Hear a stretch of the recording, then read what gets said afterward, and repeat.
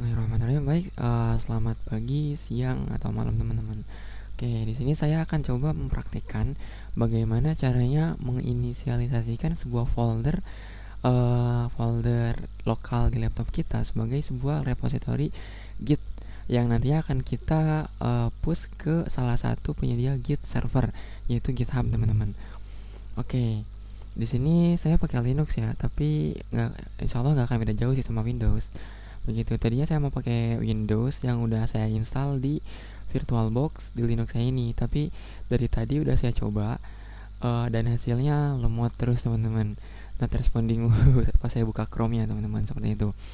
Oke, jadi kita mulai saja. Yang pertama yang perlu teman-teman lakuin itu download Git-nya dulu ya. Kita bisa langsung aja di Chrome, di Google, download Git kayak gini, teman-teman. Untuk teman-teman yang belum download Git-nya ya, teman-teman perlu download Git-nya dulu di gitscm.com ini nih. Nah, di sini saya karena pakai Linux, di sini ada download for Linux. Nah, untuk teman-teman yang pakai Windows, di sini tentunya akan jadi Windows ya, download for Windows seperti itu. Nah, klik aja. Nah, kalau di Linux kayak gini nih, teman-teman. Coba kita lihat Windows deh. Ini nih Windows. Kalau di Windows itu kayak gini. Nanti teman-teman tinggal klik ini aja nih, klik here to download. Nanti teman-teman download, klik maksudnya nanti akan terdownload kurang lebih 47 MB, teman-teman. Nah, karena di saya sudah ada, maka ya saya skip aja ya. Nanti teman-teman cukup download terus install. Pas instalasinya klik next next aja terus sampai selesai kalau di Windows. Kayak gitu ya. Oke. Selanjutnya, misalkan saya di sini mau nge-push folder gini deh, saya buat lagi deh. Saya akan buat folder lagi, new folder, misalkan di desktop ya. Misal Jarvis tugas. Yap, misalkan Jarvis tugas deh ya. Nah, terus di Jarvis tugas ini saya akan buat sebuah HTML. Bisa nggak langsung di sini? Oh, nggak bisa. Berarti langsung aja new open terminal. Saya akan buka VS Code di sini. Caranya klik code aja terus spasi titik. Maka otomatis akan terbuka VS Code. Ini sama juga dengan cara di Windows kayak gitu. Kita yes saja. Ini saya akan coba buat misalkan sebuah file HTML yang namanya index. Sebentar. Ini kok nggak ada. Lah, kenapa ini?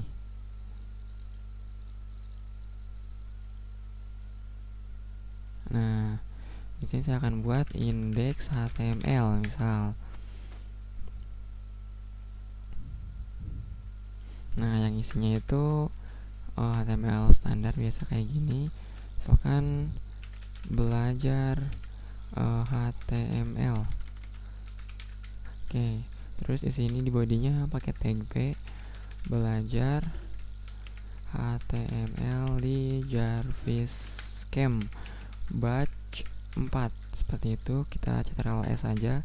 Nah, misalkan di sini saya akan nge-push kode ini atau HTML ini yang ada di dalam folder Jarvis tugas ini, teman-teman. Nah, tapi sebelum itu kita perlu buat dulu repository di GitHub-nya dulu, teman-teman. Maka dari itu kita buka dulu github.com kayak gini.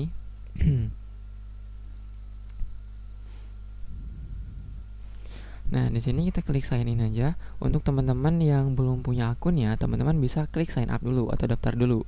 Nah, karena saya sudah punya akunnya, saya tinggal klik sign in aja. Kayak gini. Klik sign in. Nah, lalu di sini masukkan email sama passwordnya. Kalau udah, klik sign in aja. Nah, maka tampilan setelah sign in itu kurang lebih kayak gini, teman-teman. Oke. Ini ada Andre nih, Andre membuat Jarvis. Oke, kayaknya tugas juga nih.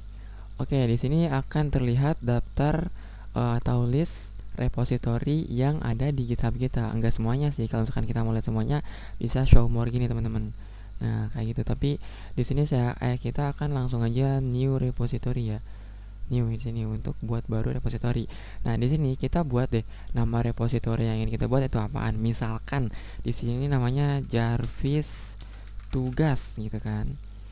Nah, ini available berarti tersedia, itu bisa kita buat. Terus description-nya apaan? Di sini karena optional kita kosongin aja gak apa-apa. Terus di sini tipenya apaan? Di sini ada dua, public dan private. Kalau public, ini semua orang yang ada di internet bisa melihat repository kita, teman-teman, atau bisa mengakses repository kita, bisa mengakses kode kita juga. Nah, kalau private ini cuma kita aja yang bisa. Kecuali kalau misalkan kita nambahin kolaborator gitu di repository kita. Nah, baru bisa orang kolaborator itu bisa mengakses kode kita, teman-teman. Nah, tapi karena ini tugas, kita buat publik aja. Kenapa? Karena nanti supaya bisa saya mentornya itu lihat kodenya kayak gitu, teman-teman. Oke. Nah, selanjutnya di sini ini abaikan aja. Kita langsung aja create repository. Nah, maka kan kayak gini, teman-teman. Oke. Nah, setelah selesai membuat repositorinya, kita balik lagi ke VS Code tadi. Nah, di sini.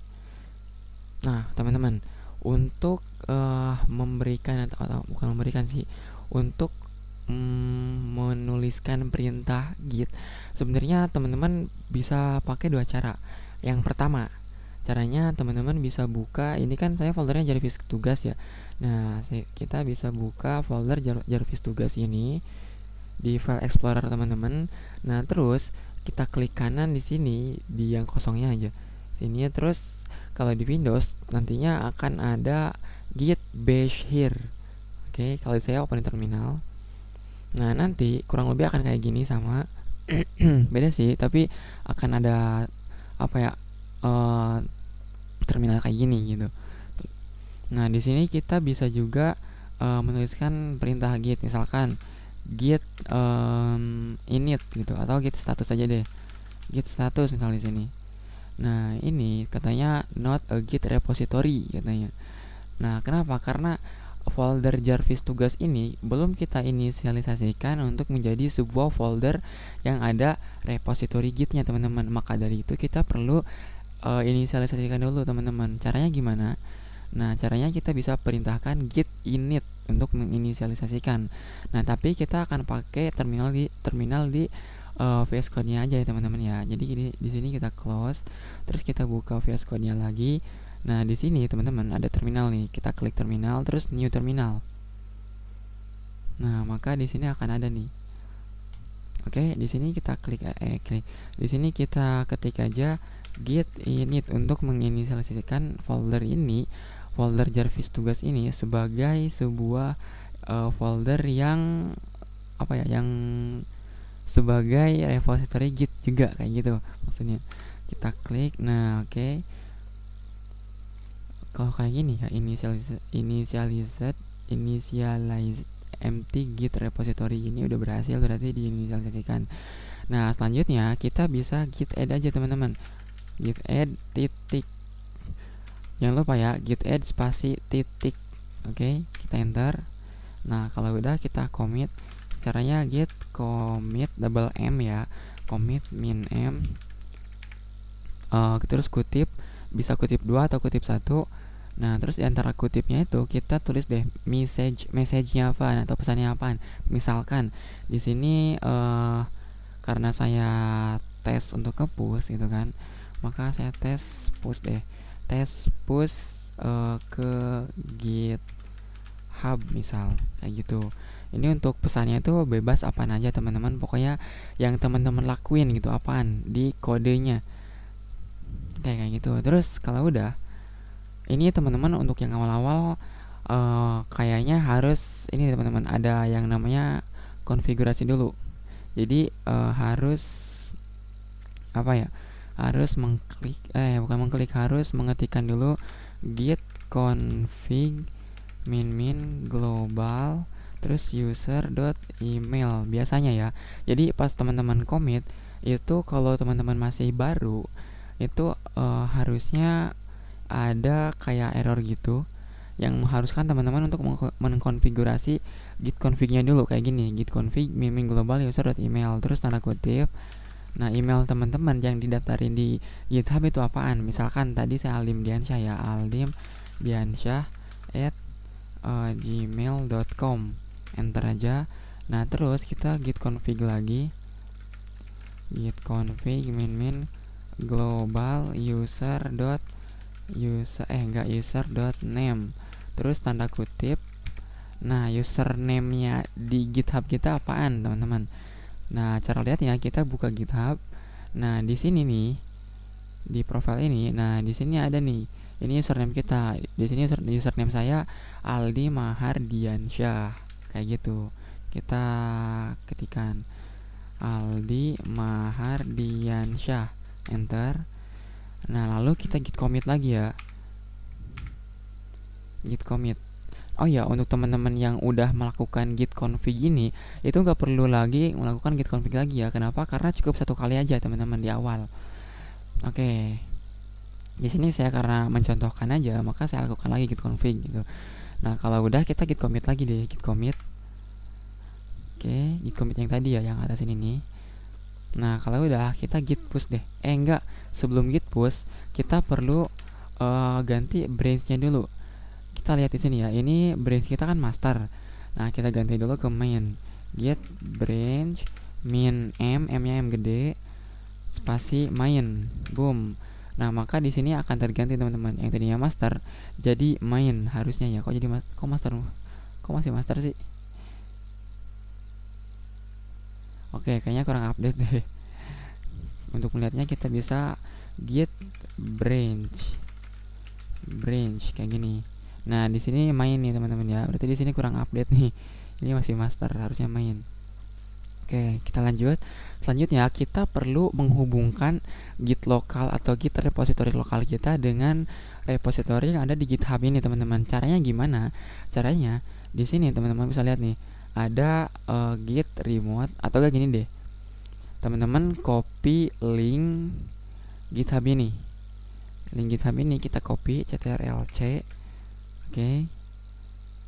Kita buka lagi VS Code-nya. Nah, di sini kita ketikkan git remote nama remote-nya misal origin. Oh enggak, git remote add dulu deh.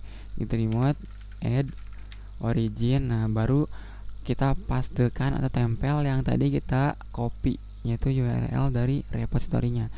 Caranya klik kanan aja terus paste. Nah, kayak gini ya. Kita enter aja. Nah, kalau udah kita git push deh. Git push origin main, enter. Dan boom. Nah, di sini saya langsung berhasil ya teman-teman. Nah, kalau di teman-teman itu harusnya akan dimintai username sama passwordnya teman-teman. Kayak gitu. Ketika mengenter git push origin main ini. Nanti kalau di teman-teman harusnya meminta username. Nah, username itu adalah username yang tadi ya, yang ini nih, Aldi Mahardiansyah misalkan. Nah, terus untuk passwordnya bukan password GitHub-nya teman-teman ya. Perlu diingat, bukan password dari GitHub-nya teman-teman. Nah, terus password apa dong? Nah, itu password di situ itu token ya teman-teman. Kita untuk mendapatkan tokennya, caranya teman-teman klik profile di sini. Nah, terus klik settings. Nah, terus di sini kita scroll ke paling bawah ini nih, developer setting, kita klik. Terus personal access token. Nah, token ini yang kita perlu. Nah, terus di sini generate new token, teman-teman. Note di sini misalkan untuk saya kan untuk tes doang kan. Tes push doang gitu. Expiry-nya di sini teman-teman bisa sesuaikan berapa kadaluarsa dari tokennya itu mau berapa lama. Misalkan di sini saya 7 hari aja. Terus checklist yang repo ini udah, kita langsung aja generate token. Nah, di sini akan ada nih tokennya. Kita copy aja, klik di sini. Nah, ini copy nih, sudah tercopy. Terus ya, nanti kalau udah tercopy, teman-teman tinggal tempel aja atau tinggal paste di kolom, atau ketika teman-teman dimintai password, teman-teman tinggal paste aja ini ya, token yang ini. Oke, ini untuk passwordnya aja teman-teman, jangan lupa.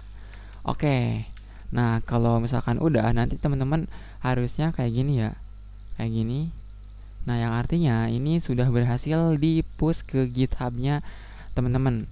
Nah, untuk melihat hasilnya, teman-teman bisa buka repository yang teman-teman buat tadi. Oke. Nah, di sini tinggal back aja. Nah, lihat. Ini kan tadi nama reponya Jarvis tugas ya. Dan di sini sudah terpush. Tadi saya buat index HTML yang pesan commit-nya itu test push ke GitHub 6 menit yang lalu, teman-teman. Nah, kayak gitu. Dan yang nge-push-nya itu Aldi Mahardiansyah. Nah, dan ini teman-teman yang perlu diperhatiin, kalau misalkan teman-teman nge-copy atau nyalin kode orang lain. Misalkan saya kan untuk praktikum itu di push ke GitHub ya.